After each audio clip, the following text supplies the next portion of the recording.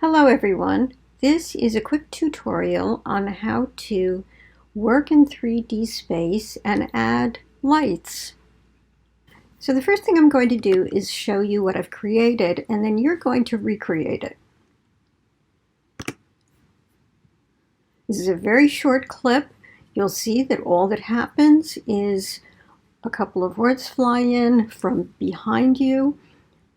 They end up somewhere in front of this screen, this blue screen, and then what happens is a little star comes down and it ends up on the word election. So we're going to recreate that, and what I've done is I've created a clip. If I can find it, here it is. No? Yeah, that's it. Okay, so I've already created this, and this will also be available in your MG Week 8 folder if you want to use it. Otherwise, you can kind of just make it yourself. So all we have here is let's take a look at the layers. So what we have here is we have the 20 that's going to fall on top of the star, which actually occur a little bit further on, and these might change. So these kind of come in, and I think what we should do is have the 20 kind of happen after the star. So let me just show you what this looks like. Okay. So after election coverage comes in, the star comes in and 20 comes in. So that's nice and easy. Okay. So all we have to do here, and let me just explain this to you, what we have is I just have a rectangle that I created with the rectangle tool for the background, and I'm going to lock that because we're not going to be using it. And then we have the 20 and the election coverage. So the first thing we're going to do is turn on the 3D for all of these layers, and I have to deselect to turn down. Okay. So first thing after that, second thing, is I'm going to have the word election fly in. Now you'll notice that once I turned on 3D, all of a sudden we can't see some of the elements on the screen. So what I'm going to do is I'm going to unlock the background, turn on the position, and I'm going to bring it back a little bit so we can see now. We can see everything that's going on. We should be able to see it. Now I'm going to lock it again, and that should pretty much take care of the background for now.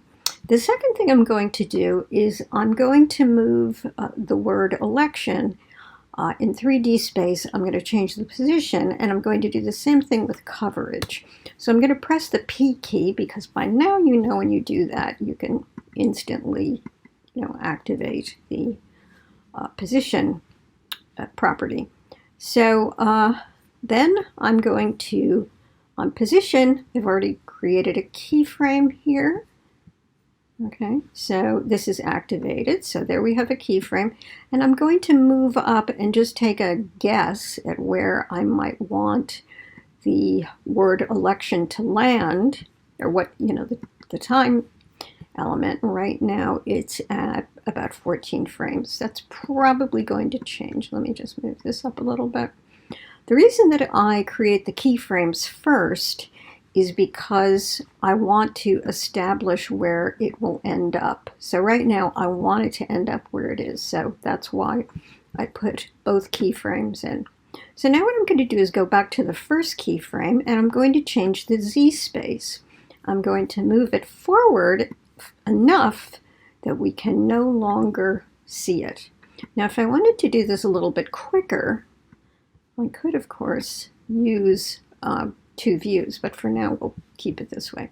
Okay, so now what should happen is this should fly in, and sure enough it does, and I can tweak it a little bit later.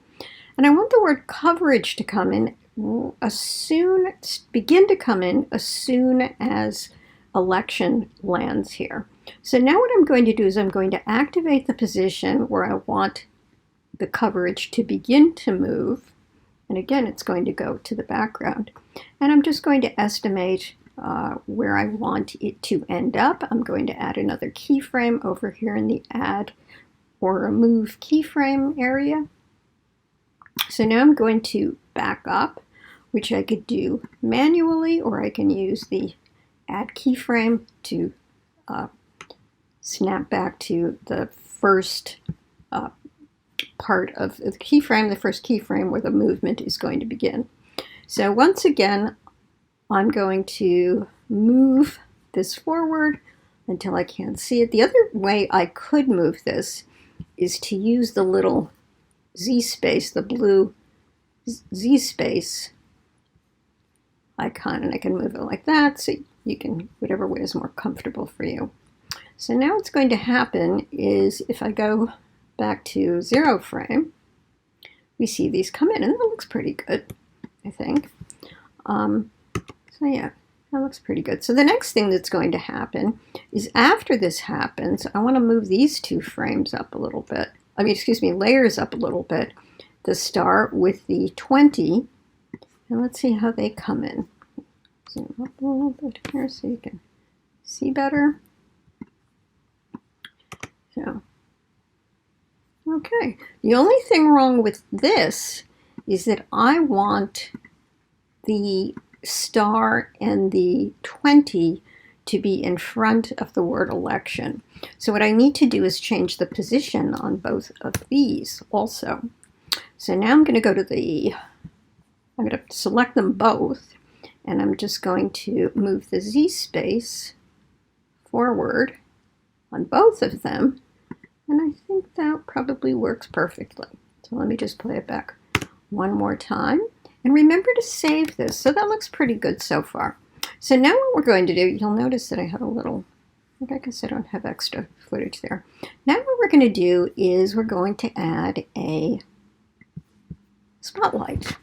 So the way that you add a spotlight is you go up into layer and you select new, and I select light. I'm going to select spotlight, pick a color. This looks pretty good. Right now the intensity is at 99%. I'm going to put it at 100. This, once again, will probably need tweaking. But I have to take a look and see what it looks like, and if it doesn't look good, then I'll change it. Okay, so cone angle, it's very, very easy to adjust these settings after we create this. All I have to do is double click on the spotlight in the timeline, and it becomes a layer in the timeline, and then I can edit it. So I'm going to click OK. Now the other thing that's important is you have to notice that do take notice of casting shadows, because we do want shadows to be cast. Now the first thing you'll notice is you can actually see the shadows now. The reason you can see the shadows is because something else has to be chosen in the other layers. So what I'm going to do is I'm going to close up the position on all of these layers. The other problem with this, of course, is it's really dark. So clearly, and the drop shadow is way far away, so clearly it needs some adjusting. So what we want to do, probably the best way to do that would be to go back and add another light, but this time instead of a spotlight, I'm going to add some ambient light, and I'm going to make it probably white, almost white, and I'm going to bring the intensity way down, maybe like 40–50%. See what it looks like now. So now it's a little bit brighter and it's easier to see. Now I think that you might feel that this shadow is a little too far, a little bit too much of a shadow. If you wanted less of a shadow, what you could do is you could go back to the election and coverage and change the Z space position, and the closer, of course, you move it to the background, the less drop shadow you have. There's other things you can do to this too if you wanted to change the range of the drop shadow. I can press rotation for both of these, and I'm gonna Command Z these, but just so you can see what it looks like. You could see you could have a slightly different look. And maybe I will do that. That kind of looks nice. Okay, so I'm going to tilt it a little bit counterclockwise, just to give the shadow a little bit more of a bounce. Okay, And actually, I think I have an extra bounce in here, which I didn't mean to do, but I kind of like it. So I'm going to leave it. I must have accidentally put an extra keyframe in. Now what we have to do is we have to lighten this up a bit. So I'm going to mess around with maybe the ambient light. I'll do it a little brighter. And then what I will also do is, let me bring this over here, double click on the spotlight icon, and I can also bring up the intensity a little bit. I can change the cone angle also. I can make it a little wider. The other thing I could do is I could animate this too, but I'm going to leave that to you.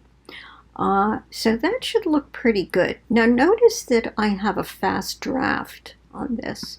I'm going to change this to, I'm going to turn it off, or change it to adaptive resolution, which means that all of a sudden you're going to be able to see the actual sort of dispersing of the light on the drop shadow that the spotlight creates. So what I'm going to do is I'm going to go in here. I'm going to make it a little bit harsher. You'll notice that preview is on. So I'm going to take off the feather a little bit. Oops, that's feathering the wrong part. I'm sorry. The shadow diffusion, that's what I meant. I'm going to dial this down a little bit so you'll see it a little bit closer. So that's what it looks like now. One more thing I want to show you, which is really important, which I had already done prior to us creating this thing. Oops. I just noticed that my 20 kind of disappeared when I moved the angle of the election coverage. So basically everything you do on this kind of changes when you make another change. So I'm going to move this over a bit. Let me just turn back the fast draft for a second. I can move this in the right place. There, that looks pretty good. Okay, so important. If you want to create a shadow on these elements, and I'm going to just check to make sure. I'll do it on the actual star. If you want it to reflect against the back wall, what you need to do is you need to go expand the timeline and go to material options and make sure that cast shadows and accept shadows are off. If you disable these, you'll notice that, well, in that case it disappears completely. But you want to make sure that these are always on if you want to cast a shadow. So let me just show you. If I go to election coverage and I select material options and I go to cast shadows off, you'll notice that it disappears. If I go to accept shadows and turn it off, it goes off completely because it's, in theory, it's not there. So you'll notice that I could choose that. So I'm going to turn these things back on. So now it's back. And I'm also going to turn on the adaptive resolution, which is a little faster than the real quality. So you'll notice that it's kind of coming in very slowly. But after it renders, or excuse me, RAM previews here, we should be able to play it a little bit faster when I play it back. Okay, so let me use this, go back to the beginning, and sure enough. Now the reason you're not seeing it is because I forgot to trim the timeline. So, and it's actually, and no, I didn't forget to trim the timeline. What's happening is it's jumping back to the beginning, which I don't want it to do, but it's doing it anyway. So let me just play it again. Okay, so it looks pretty good. Okay. One other thing, you could also animate the the spotlight if you wanted to get some different looks. I'm not going to do that, but let me just quickly show you how to do it. If I expand the spotlight, you'll notice that I could, if I wanted to, I could turn on, let's say, well, we have light options for one thing. You could change the cone angle and everything here, but I can transform it. So like if I wanted to change the position, let's say, and maybe what I wanted to do, I'll put one up a little further. And I'm just sort of randomly picking one. And I'm going to go back to the beginning. So maybe what I do is, you know, I want it to start here and maybe end up, let me just scrub this again. Better yet, let me turn on the fast draft. Okay, so that's mildly amusing. Okay, so that's it.